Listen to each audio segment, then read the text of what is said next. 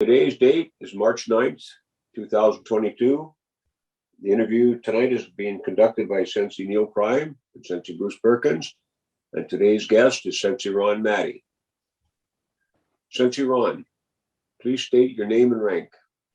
My name is Ron Mattie, and I'm a 9th Dan under the Shintani Karate Federation.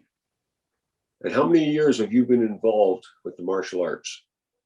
Martial arts itself, it's about 54 years. I started judo in 1968, and then I got into karate in 1971. So that's about 51 years with karate. What is your martial arts background? I started with judo, karate. I'm a 5th Dan in Iaido. I'm a 2nd Dan in Kendo. I've done Aikido and some jujitsu. Okay, that next question is what styles have you studied? You've already answered that. Well, actually, I did study some Gojo, some Shorin-ryu, and some Shotokan also with some other participants that I've met. And I love learning other styles a little bit so you can really compare it to yours and how similar things are. So, okay. How did you get started in martial arts? Well, got into a fight with a kid when I was 10, walking down the street, and he took judo, and I didn't know that, and we ended up fighting, and I ended up punching him in the solar plex, and he went down. Gas. He knocked me down twice, and the third time I just punched him, and then I just walked away after that while he was gasping his breath, right? So then I got home and I told my dad, I said, I need to learn something and all that. And I said, there's a judo club down the road. So he brought me there, and I registered, and the sensei there, because it was summertime, there was no new students. I was the first new student. It was all different ranks. So he puts me with one of the kids, a blue belt, to teach me some break falls and that. And that was the kid I punched. And he ended up, he moved here from Quebec, and he ended up, we became friends. Like he went to the same school I went to and all that. So that was pretty funny. Yeah. What are your personal accomplishments related to the martial arts? I would have to say the friendships across the country and the globe. Like just a fantastic people I've met, and I still keep in contact with them. Whether through text, emails, or phone calls. I just love the people, and even some that are not martial art anymore, I still communicate with them. What was your first encounter with Hanshi Shintani? Well, Sensei Shintani, we had a club at the high school, which I was doing. Sensei LeBay was a green belt then, and I started. And Sensei's dojo in Welland was at the judo club, and he worked on, he had classes Mondays and Fridays, and I couldn't make Fridays. I went Mondays, and Sensei only came on Fridays. And and the reason I couldn't go is because my girlfriend at the time, that was her only night to go out, and so we went and walked by the dojo and watched Dennis working out and that, and I saw in the office Sensei Shintani was there with Sensei Dominic Morbido, and so I told my girlfriend at the time, I says, I'm just gonna go over and introduce myself. And you got to remember, I had long hair down to here, army jacket and all that.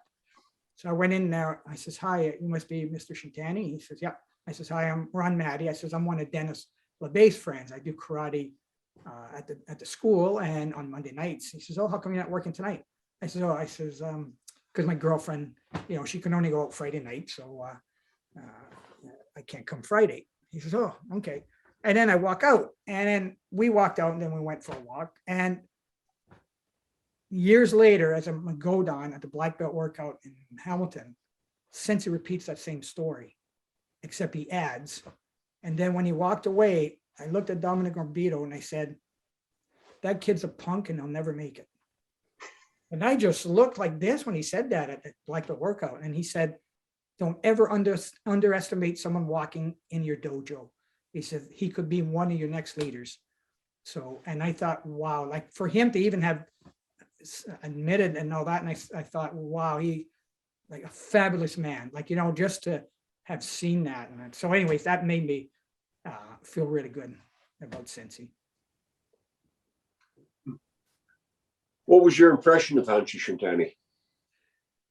He had a presence, like he calm, friendly, compassion, but don't mess with him. Like there was just, and I think everybody would say that there was a presence there, and it's not one that you would be afraid to approach him, but afraid to cross him. Like just don't step out of line, do something that's not kind, that's not honest, because he'll call you all on it. So yeah, that's my first impression, his presence.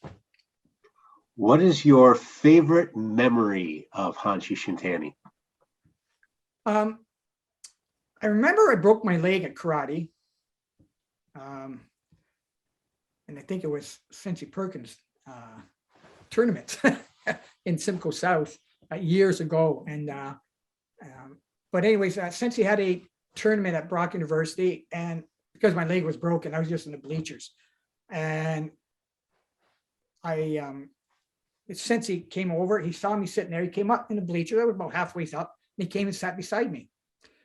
And in front of me was one of the black belt divisions, and it was Terry Hill fighting, and it was an open tournament Sensei had put on. He used to invite different styles and different clubs.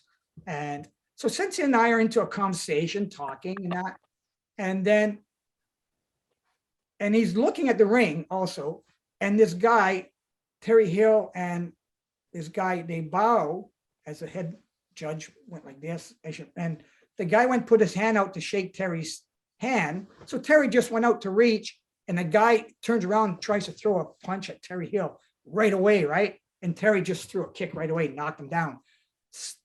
In between a sentence, Sensei walked up, down those stairs, went over there, grabbed that guy, threw him out of the ring. He just laced into him and told him, I don't know who your instructor is, but you just embarrassed him. You never ever do something like that. And he really laced into him like that. And he was like loud voice, and everybody's looking, and I'm like this. And I'm thinking, I hope he doesn't come back and sit with me here. Like I'm afraid, right? And after that was done, that guy got eliminated and all that. He walks back, continues the sentence like if nothing happened. And I thought, wow, and I've seen that often with him. He would, boom, put somebody into place and then continue and then talk nice to him like nothing happened. So correct him and that's it. It's over. So that's what impressed me with him. How did Hanshi Shintani make you feel? Like I wanted to be a better person. He always, I think everyone, where he had that knack of knowing what your weaknesses are, and that's how he developed you. So whether it was through sparring or kata, whatever that weakness was, that's what he used to make you better, and not necessarily karate better, just a better person. So that's what I liked about that. So what struck you most about Hanshi Shintani? His karate is solid and real. I've seen lots of karate. Some I'm impressed, know that. But Sensei Shintani's karate, and he would say in the tournament, don't throw something that you wouldn't do in the street. Yeah, it's solid, strong. He never just threw garbage. So. What inspired you most about Hanshi Shintani's character? Again, I'm sure I'm not the only one. It's kindness and compassion. I'm sure I'm not the only one that says it. So, was there ever a moment that made you say wow, or did you ever have an aha moment with Sensei? Yeah, Sensei had a club at Brock University upstairs from the gym. There was a matted area where they did the wrestling, and a dancing floor, hardwood floor with the mirrors and that. So, and there was something going on there before the class. Sensei LeBay and I got there early, and we were still in our teens at that time. And we were in the bleachers, and down just below us, in the hallway, sort of between, to get into those two things, there was a boxer there. And Sensei was just sort of warming up and the boxer was there. He said, hey, you want to, move around with me and do some light sparring? Sensei, yeah, sure. And they both got ready like this and they started moving. And this guy was throwing punches at Sensei and he was just moving, boom, moving in and out like this. And I can see this guy getting frustrated, and he was a young guy, strong, and he started to throw harder. He never touched Sensei once. And after he just got tired and Sensei never threw a thing. He just moved around like this. And all of a sudden he says, the guy just got tired. Oh, thank you very much, sir. He said, yeah, you're sure, no problem. So I was impressed with that. Is there a favorite technique that Hanshi Shintani showed you, something that you still teach today? Yeah, definitely sidestepping. I've cracked my ribs so many times, broke my leg, my arm, always dead on, dead on, dead on. And I couldn't understand what Sensei was talking about with dead on when he was teaching it. And I was too small. I was 113 pounds, until I was about 40. So, it was just taking a toll on my body. And he started to really work sidestepping with me, just get off the line.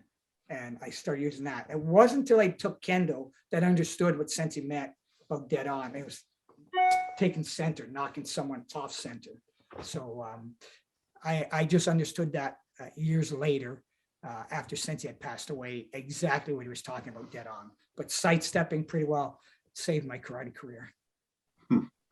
So what was the one thing about Hanshi Shintani that you think that he should be remembered for?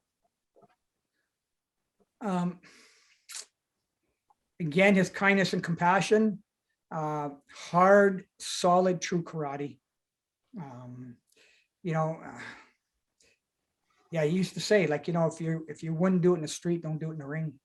And I remember at the dojo, it was the same thing. If we threw a high kick to the head, he wasn't in favor of it too much, unless, like someone like me who would throw someone high kick, I couldn't recover where it'd be solid enough. Someone like Neil Prime, maybe Sensei Perkins, some of the other guys who were bigger guys that can throw high kicks to smaller guys, you can recover quicker landing while a little guy doesn't. So, he would definitely be against me throwing high kicks. So yeah, it was more inside fighting, and that's what I really liked. What would you like to say to the students that never had the opportunity to meet Hanshi Shintani? Well, look at a lot of his videos, and there's enough going around. Even when he's talking about at the cut of videos that we have his interview at starting, and when we see him on the floor and that, and we have more that we're going to release, some videos that we have with Sensei. It was just his hardness, how he made you feel when you're on the floor. It had to be real. And to this day, I think I try to make everyone feel that when you get on that floor, he's there. I know I never do a kata. If I'm thinking of a move, I don't just go, oh, okay, here. I actually, I actually do it. And that's how Sensei would do it too. Yeah, his strongness, his being on a dojo floor, and Peter Chofie was another one that was that way too. And, when I get on a dojo floor, I feel them there. And sometimes I'm doing stuff, I have no idea where I got it. And I know it's them, it's stuff that he's done with us years ago and it's coming back. So. Can you describe Hanshi Shintani in one sentence? Kindness, honest, humility, fair, and a true karate master.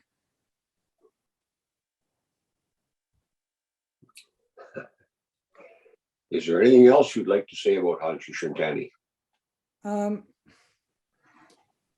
He never, he grew up in internment camps in BC, never held a grudge. You would have think a lot of people would have held a grudge on stuff and all that. And, and I've read some of the books of some families that have gone through and lost everything and how they had to rebuild. And, he was amazing. He never, ever put that on anybody else. He treated everybody right off the bat at zero, and let's go from here. So. Do you have any closing comments or thoughts? Anything at all? I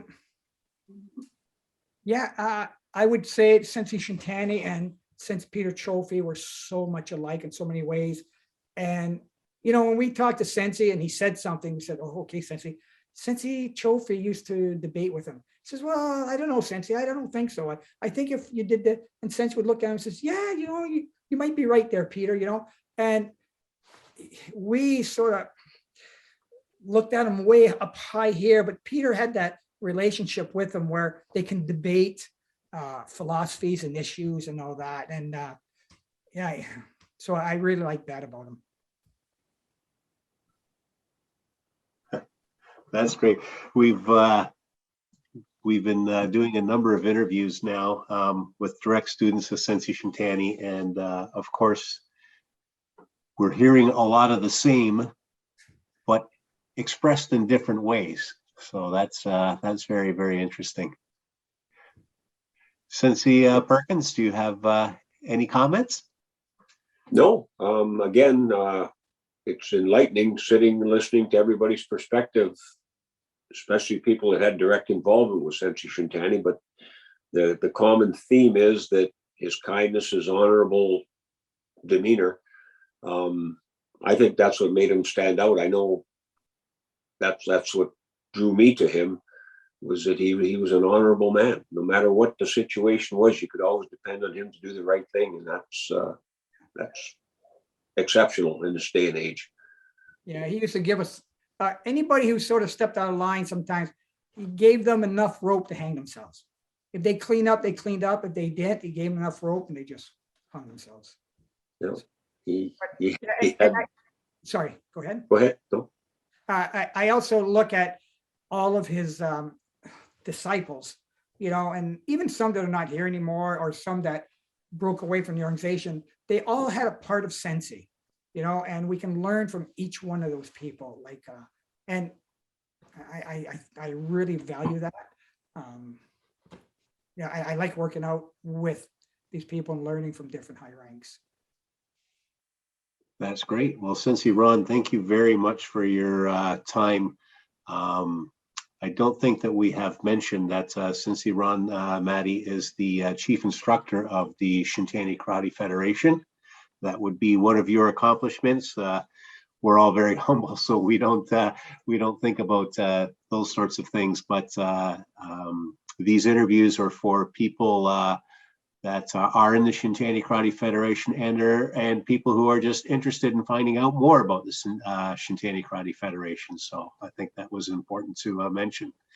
And unless there's anything else, then I like to just mention something, and you absolutely edit if you want, but you look at Sensei and all the struggles he went through in his life, and we direct disciples saw that. And, when he lost his mom, he hibernated for like a good 2-3 months, and that really hurt him a lot.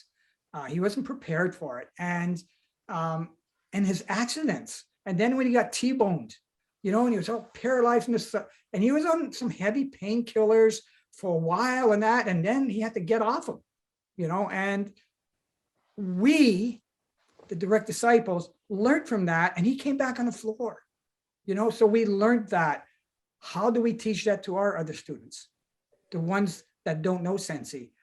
And a good example is Sensei Perkins, who had some struggles in the last 30 years. And it really surprised me and melted my heart when I saw him in February at the Shindo Clinic as a participant on the floor.